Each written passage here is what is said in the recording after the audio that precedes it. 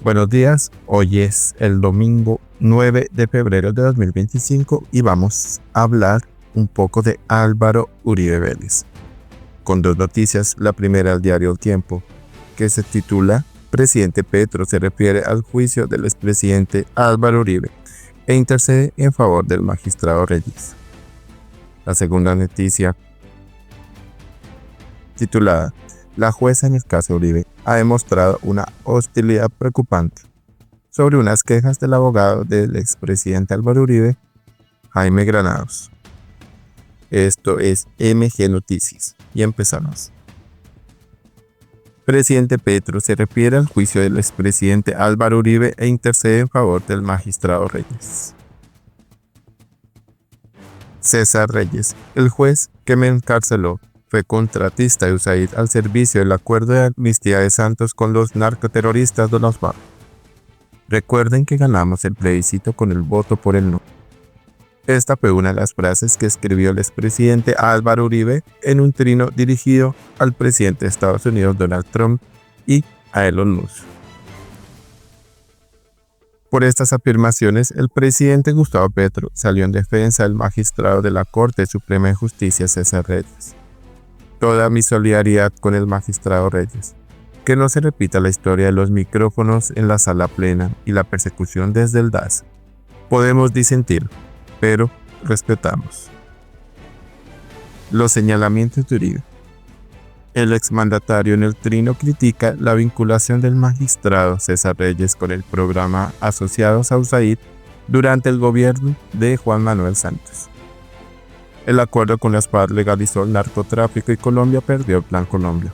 14.000 millones de dólares aportados por Estados Unidos, señaló Uribe.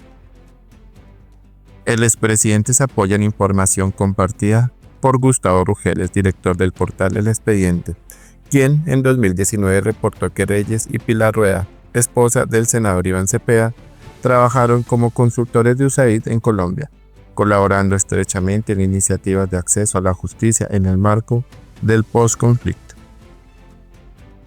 El magistrado César Reyes, el mismo que construyó el caso contra Álvaro Uribe, y la esposa de Iván Cepeda, señora Pilar Rueda, también fueron consultores de USAID en Colombia. Allí fue a parar el dinero de los contribuyentes de su país, cita el trino Álvaro Uribe Vélez. Y agrega, el magistrado César Augusto Reyes era consultor de USAID cuando Pilar Rueda coordinaba ese programa de acceso a la justicia en el marco del postconflicto. Trabajaron muy juntos durante el gobierno de Santos. Las declaraciones del presidente sobre USAID. En medio del polémico Consejo de Ministros televisado, el presidente Gustavo Petro rechazó el uso de fondos de USAID para financiar cargos públicos en Colombia. Durante su discurso, el mandatario expuso su posición sobre la relación entre la ayuda estadounidense y la administración estatal, señalando que dichos recursos no deben emplearse en el pago de funcionarios. USAID no puede pagar a nuestros funcionarios o lo que lo reemplace. No vamos allá a negociar que nos sigan ayudando. Eso no es ayuda. Trump tiene razón.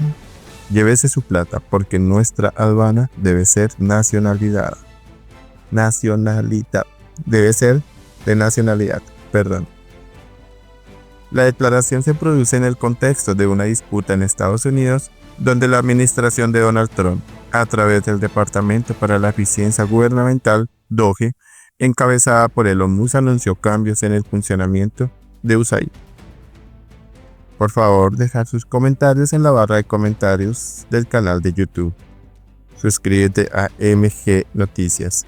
No olvides darle a la campanita para recibir las últimas noticias. Si quieres apoyar con nuestro proyecto, puedes hacerlo a través del Super Thanks. Seguimos con una nota del diario colombiano del domingo 9 de febrero de 2025 titulada La jueza en el caso Uribe ha demostrado una hostilidad preocupante, según el abogado Granados.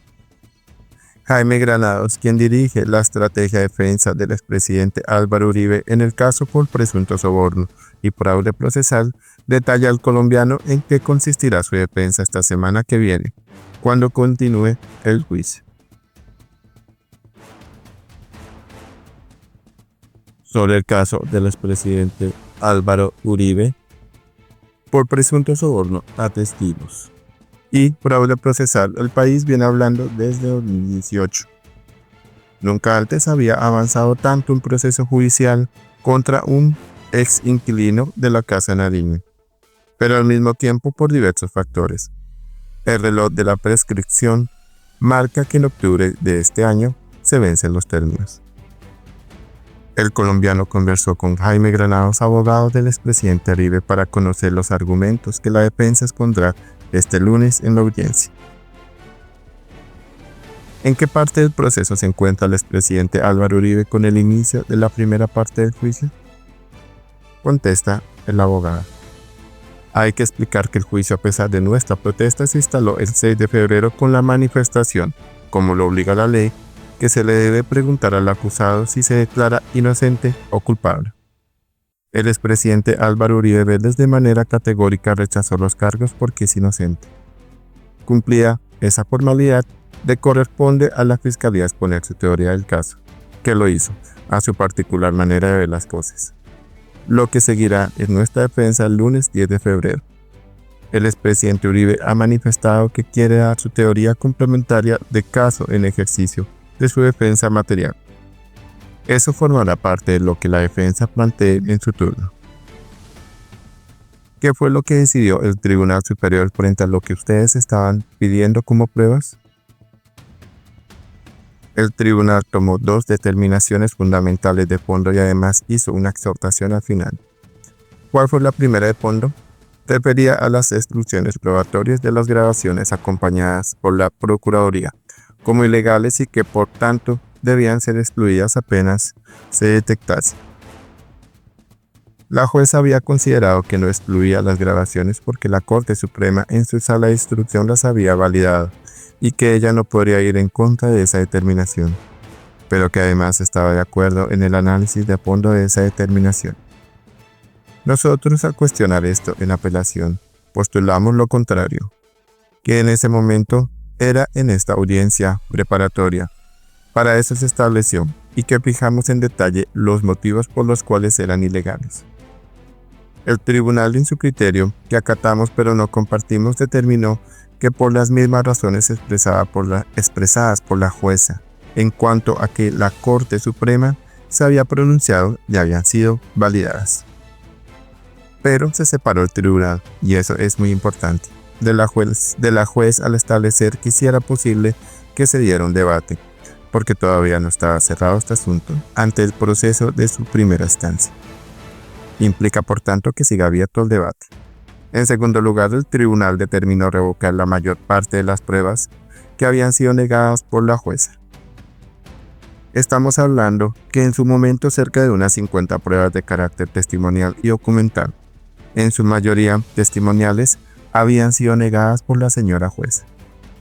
El tribunal revocó cerca de más de 40, aproximadamente 44 pruebas de carácter testimonial a favor de la defensa. ¿Eso qué significa? Por ejemplo, gracias a la decisión del tribunal, que fue razonada y opuesta a lo que dijo la juez de primera instancia, sí es determinante poder establecer, por ejemplo, la relevancia de las comunicaciones que tuvo vía chat el testigo Carlos Eduardo López Callejas, alias Caliche, con el entonces representante de la Cámara, Álvaro Hernán Prada. No solamente a la regla de la mayor evidencia, sino por razones obvias, como se va a desechar una entrega, además con una extracción forense, mediante documentada de la totalidad de las comunicaciones y preferir unos pantallazos editados. Eso realmente sería un contrasentido y en buena hora el tribunal revocó y permite a la defensa hacer ese ejercicio. Señalar eso teniendo en cuenta que el sistema judicial les ha concedido la razón en algunas garantías que ha solicitado, ¿no es un mal mensaje para el Estado de Derecho? Pregunta. Contesta el abogado.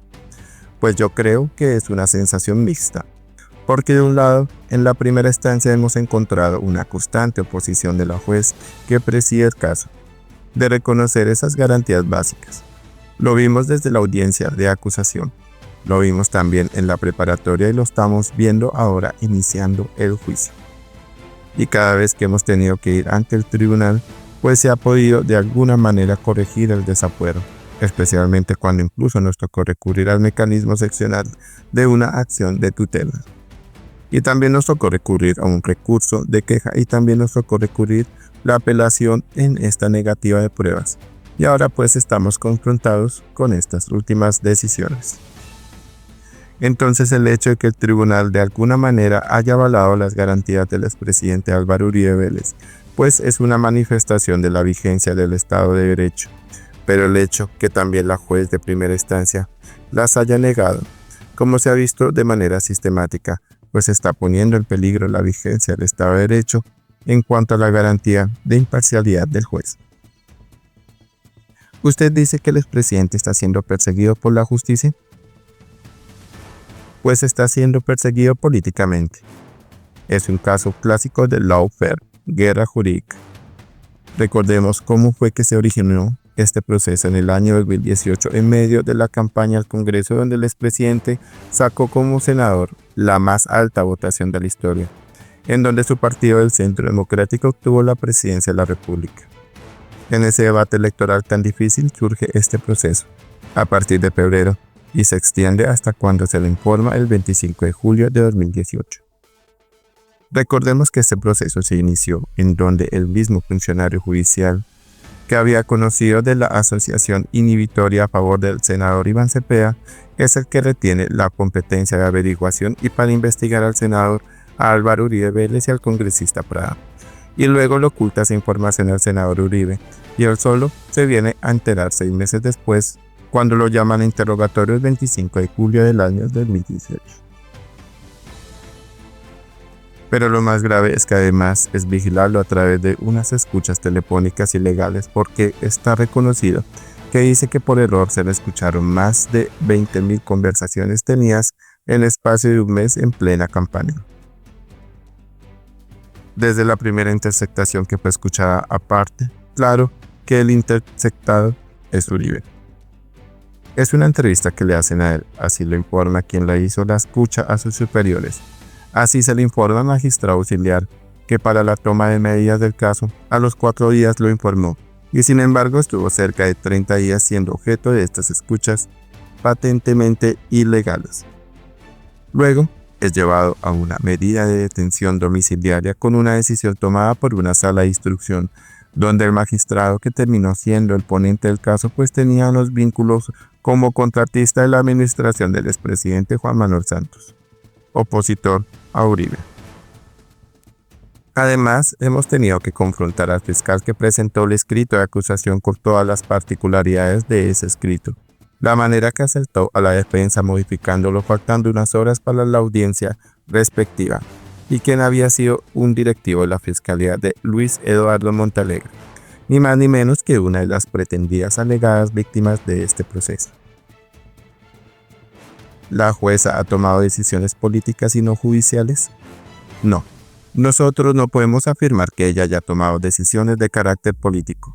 Ella particularmente.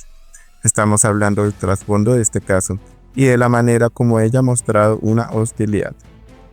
Hay que decir, por ejemplo, cuando tenía una situación de un viaje, el expresidente, para cumplir con compromisos internacionales, le pidió un corto aplazamiento para poder llegar después de un viaje largo en Argentina, y ella prácticamente lo forzó a estar tomando la audiencia bajándose del avión. Es decir, con una actitud totalmente irrespetuosa, atropellando no solamente la dignidad de un expresidente y el senador, sino a una persona que tiene 72 años de edad y tiene la dignidad humana como cualquiera. Me parece que ha habido múltiples actuaciones desobligantes y se han dejado las constancias respectivas.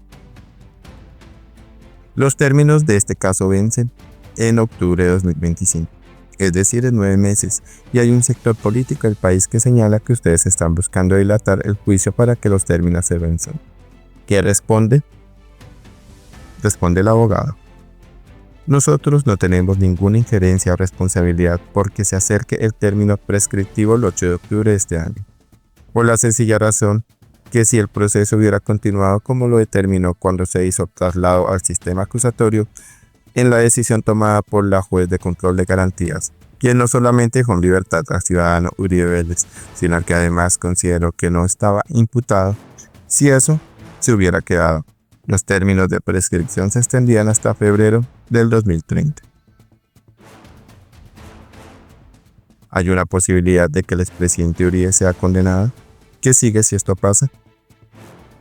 Cada vez que estamos frente a un proceso penal y cuando ya estamos en etapa de juicio, teóricamente existe un riesgo de condena porque las alternativas son la absolución y condena o condena. Pero hay que decir que la presunción de inocencia se mantiene incólume en el caso del expresidente Uribe. Estamos convencidos, y así quedará probado en el juicio, que es inocente y que deberá haber una sentencia correspondiente con esa realidad. Para nosotros no se contempla sino de una manera especulativa ese riesgo que usted indica, y por el contrario estamos cierto desde el punto de vista de los elementos de prueba que la única alternativa jurídicamente viable es su absolución. Pero si es condenado, ¿cómo operan los términos de la segunda instancia? En Colombia, a diferencia de otros sistemas, es más susceptible la sentencia de ser apelada tanto en eventos de condena como de absolución. Esta apelación, en cualquier circunstancia, implica que sea el Honorable Tribunal Superior de Bogotá quien tenga que examinar esta apelación, y el término de prescripción, que llega al 8 de octubre de 2025. Incluye hasta que se tome una decisión por parte del tribunal en segunda instancia. Lo único que interrumpe el término prescriptivo sería cuando se profiera la sentencia de segunda instancia o en cualquier evento que ocurra. ¿Cómo afecta al caso la campaña de la presidencia del 2026? Siendo Álvaro Uribe el líder de la oposición en Colombia, el fundador del partido de oposición Centro Democrático y la figura más destacada de nuestra vida pública, pues es un actor indispensable para la discusión del 2026.